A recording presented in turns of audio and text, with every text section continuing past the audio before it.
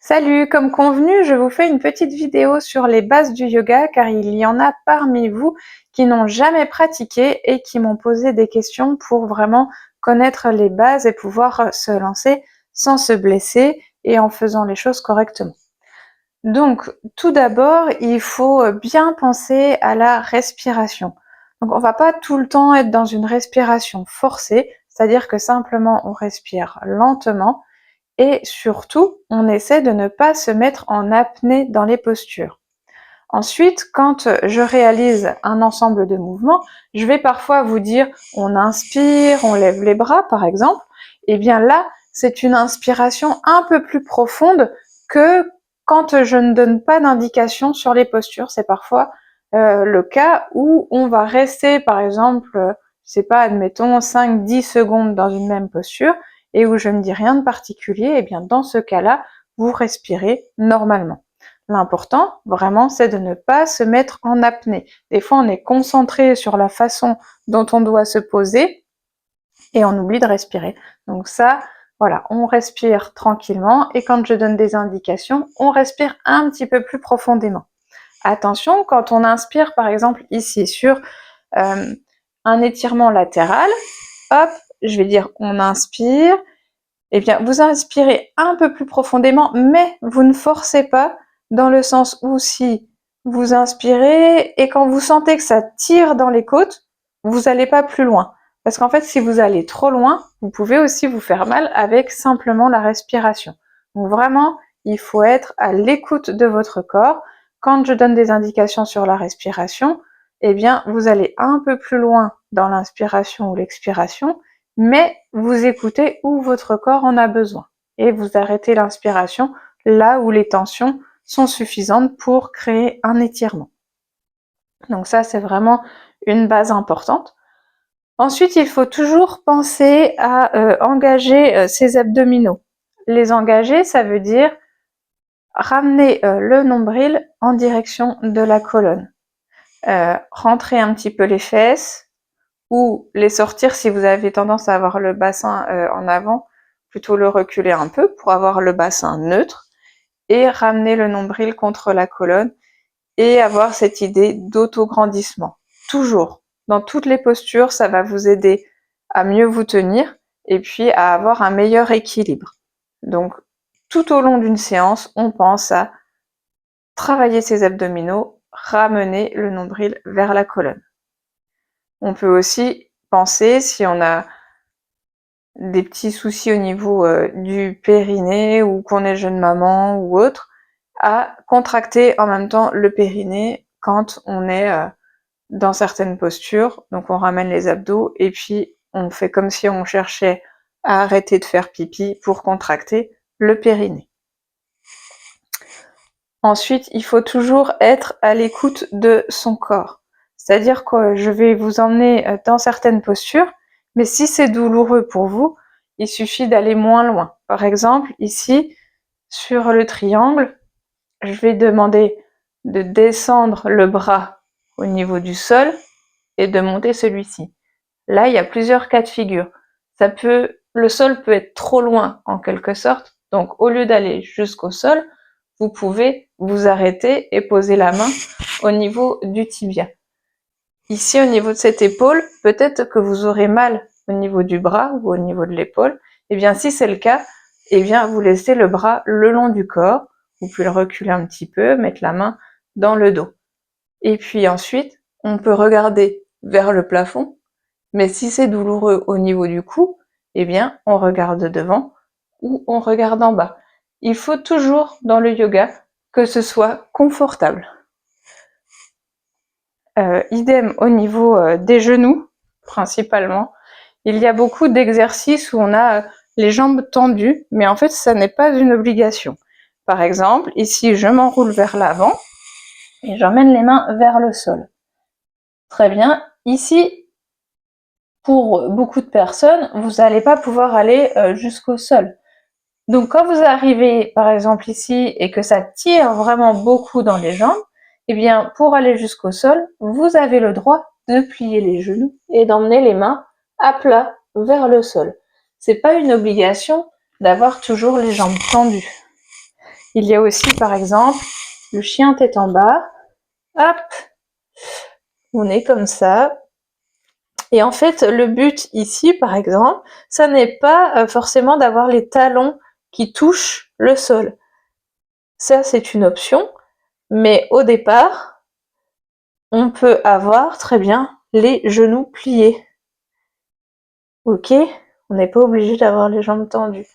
Et ça, c'est toujours en fonction de votre ressenti. Si vous avez mal, eh bien, vous adaptez la posture en allant moins loin ou en pliant le genou, en reculant les bras.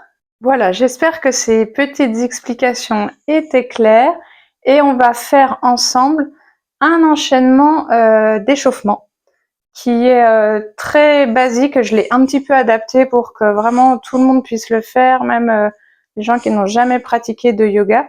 Donc on va faire un petit échauffement. En fait, c'est un enchaînement que vous allez répéter 4-5 fois avant de faire des exercices de yoga plus spécifiques. Donc pour commencer, vous vous placez avec les pieds à largeur de bassin, bien à plat, on étale bien ses orteils au niveau du sol. On se tient droit, on met le bassin au neutre. Moi j'ai le dos plutôt un peu creusé, donc je rentre légèrement les fesses. J'étire ma tête vers le plafond, je rentre le nombril pour contracter mes abdominaux. Et ici, j'inspire, je lève les bras vers le ciel. Je souffle, je descends les bras, je regarde entre mes pieds, j'enroule le dos tranquillement et je descends les mains vers le sol. Quand ça tire, je plie les genoux et j'emmène les mains à plat. J'inspire, j'amène mes mains sur les tibias, je tends les jambes et je regarde devant. Donc ici, je remonte les mains en direction des genoux et je fais le dos plat. Je souffle, je ramène les mains à plat au sol et je me place à quatre pattes. J'inspire, je creuse le dos, je regarde vers le ciel. Je souffle, j'arrondis le dos, je pousse dans mes bras et je recule les fesses en direction des talons. Je ne vais pas jusqu'au talon et je reviens. J'inspire, je creuse le dos, je regarde vers le ciel. Donc si ça vous fait mal au cou, eh bien vous regardez devant et vous creusez simplement le dos. On souffle, on regarde entre nos genoux, on regarde même notre nombril et on recule les fesses sur les talons. Cette fois-ci, on va jusqu'au talon. Très bien. On revient. J'avance une jambe entre mes mains. Je place bien le genou au-dessus de la cheville. Et ici, simplement, je reste avec les mains au sol. Si ça tire trop ou que c'est compliqué, vous pouvez prendre ce qu'on appelle une brique. Alors, si vous n'en avez pas chez vous, vous prenez un livre. Hop, pour placer ses mains ici. Et de sorte à ce que ça tire un peu moins au niveau des cuisses.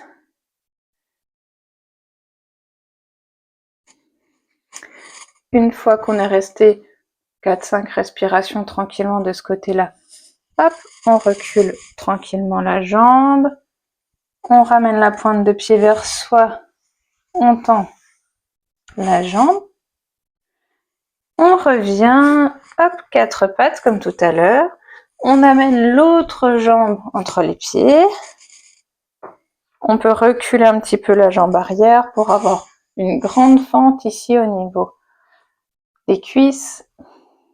On reste 4-5 respirations. Si besoin, on prend la brique, on s'appuie dessus pour que ça tire moins.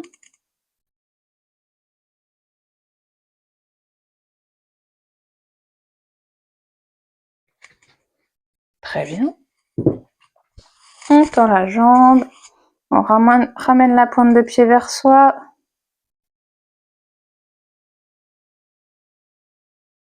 Ici, on reste 4-5 respirations. Alors, vous allez voir au fur et à mesure que vous faites l'exercice, peut-être que dans le premier enchaînement, vous allez rester 4-5 respirations et la fois d'après, peut-être que 3. Mais la première fois, en général, ça tire un peu, donc on prend le temps. On plie la jambe, on repasse 4 pattes. Hop, ici, on retourne les orteils derrière. On pousse dans nos pieds et on lève les fesses, on regarde entre nos pieds, la tête,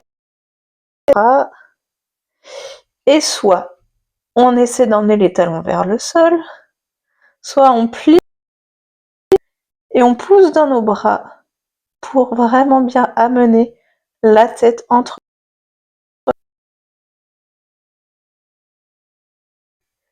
Faire comme si on marchait en alternant une flexion des genoux.